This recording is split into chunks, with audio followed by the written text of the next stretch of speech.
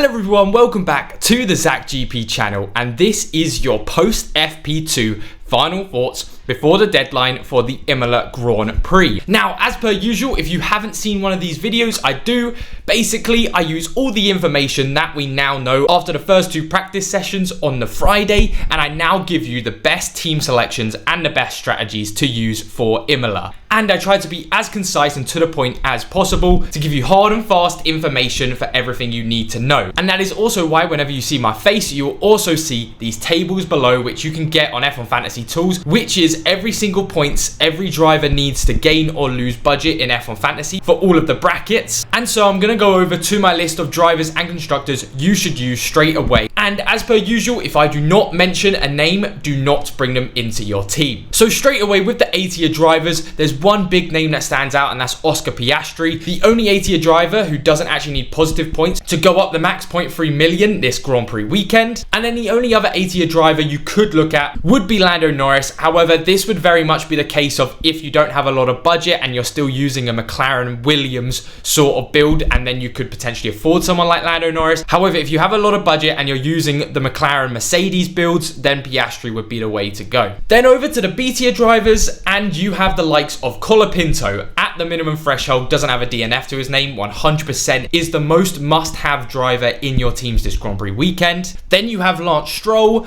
the driver who needs the least amount of points to go up in budget this weekend, Alex Albon, Nico Hülkenberg, Bortoleto, and Isaac Hadjar. And then, because we will be seeing quite a few teams having to take -10s or -20s with how many DNFs were in Miami, I would say if you had Ocon and Carlos Sainz in your team, if it cost -10 to get out of your team, don't worry about them for this weekend, as they should still only get -0.2, and that is just about good enough to not worry. You don't want to be getting those -0.6s basically. Then onto the constructors, and A-tier constructor wise, you want to have a look at McLaren. They are a must-have in every single team. Then Mercedes, and then Red Bull. And then on the B-tier constructors, again, if you're still looking to build budget, it would be Williams as the must-have if you are budget building, not a must-have if you're going for points. And then also Sauber, as they need, again, the least amount of points to go up that 0.6 million threshold. So with that all said and done, let's head over to the chips you could use. And realistically, there are none this weekend. Now, there is a very select few who can use Limitless this Grand Prix weekend, and it's basically anyone in Miami who didn't get a DNF, because all of those drivers will get -0.6, and that will hurt your budget too much to use Limitless. And then for the other chips, I wouldn't recommend anything else. I don't think it's a wildcard weekend, because we're going to be changing our teams quite a lot from Imola onwards. And then the same thing for like extra DRS. It's not a sprint race weekend, and also we want to be saving that for when we have two A-tier constructors and two A-tier drivers in our teams. Autopilot, no negative. There's no suggestions to be needing that. Again, there might be a bit of rain on the race day. However, when you use no negative, you have to make sure 100% it looks like it's going to be raining most of the weekend. But now with the latest chip information, let's head over to your team selections for this Grand Prix weekend.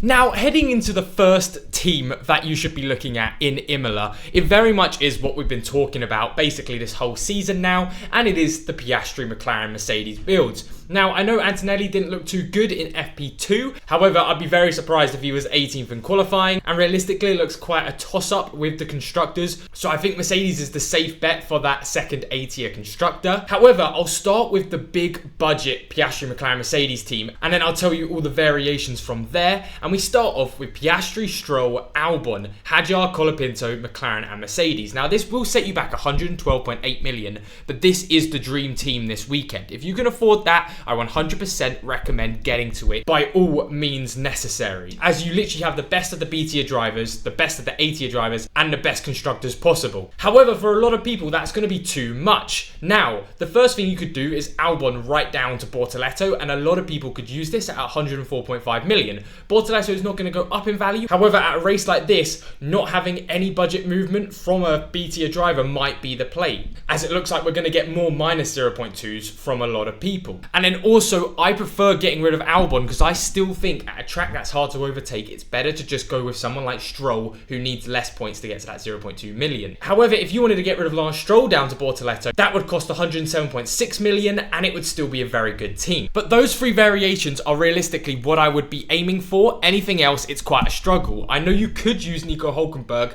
However, looking at that Sauber, I just don't know if he'd be able to get 5 points to even get to that 0.2. I think it might be just safer to go with someone like a Bortoleto. However, if you're like me and you need a -20 or -10 to go any further with your transfers, I think these teams are still safe. If you had Piastri, Colapinto, Stroll, Hadjar, and have to keep someone like Esteban Ocon with McLaren and Mercedes, that would cost you 109.3, and him just needing around 4 points to not go down 0.6 million is good enough to hold on as an asset and fix in Monaco. And then the same thing applies if you've got Carlos Sainz still in your team. Because he doesn't have a DNF to his name, he might just be good enough to hold on to just for this weekend, as I don't think it's worth taking a -10 to take out those two drivers from your team selections. If you can do it for free though, 100% do it. And then finally, one last team you could use with the Piastri McLaren builds is you could have Red Bull as a constructor. Now, I don't recommend this team, as you really have to hope that Verstappen gets first place. And now, while I do think that could happen, it needs to have been 100% to use them in F1 Fantasy. And realistically, I trust Antonelli over the likes of Yuki Tsunoda just for now. But again, if you want to go for a slight differential that isn't something crazy different, this would be the way to go. At 106.6 million. And again, you could have it with Albon if you wanted to move up to Stroll, but I have more faith in Stroll just getting that 1 point over Albon getting to that 6 points to get that 0.2 million. Then moving on to the second variation of teams, and this is for the people who want to use Limitless in Monaco, and this is the triple McLaren Sauber team. It's not worth using if you're not using Limitless in Monaco because it's all about the setup play, and this team will just be more damaging if it's not for getting budget in Monaco. And as you can see, with Piastri, Norris, Colapinto, Stroll, Bortoleto, McLaren and Sauber, it cost you 109.4, and Stroll with that 25 points, he's going to go up in value in Monaco. Same goes for Colapinto. He's at the value threshold, so even if he doesn't do well, he can't ruin your weekend. Same with Bortoleto, and then Piastri and Norris both look like the best 8-year drivers for points and for going up 0.3 million in budget. And now we're at a stage where it's quite hard for B-tier drivers to go up. It might be good having two A-tier drivers, especially for the Limitless. That's what I did in Miami, and it actually worked out for me. And then finally, for normal teams this Grand Prix weekend, if you are still budget building, you have less than 105-ish million on team value, I would recommend going with the McLaren Williams Piastri builds, and this one will set you back 103.2. However, you get Albon, Stroll, Bortoleto and Colapinto, which for me are the best 4 B-tier drivers for building that budget, or this weekend more just maintaining it going into Monaco. And hey, who knows, Williams might surprise us as well with a few points. And then quickly on the Limitless, for anyone who is using the Limitless chip, I would recommend going Piastri 2 times. I just think Piastri's looked more consistent form-wise, and so far in FP1 and 2 has beaten Lando Norris so far.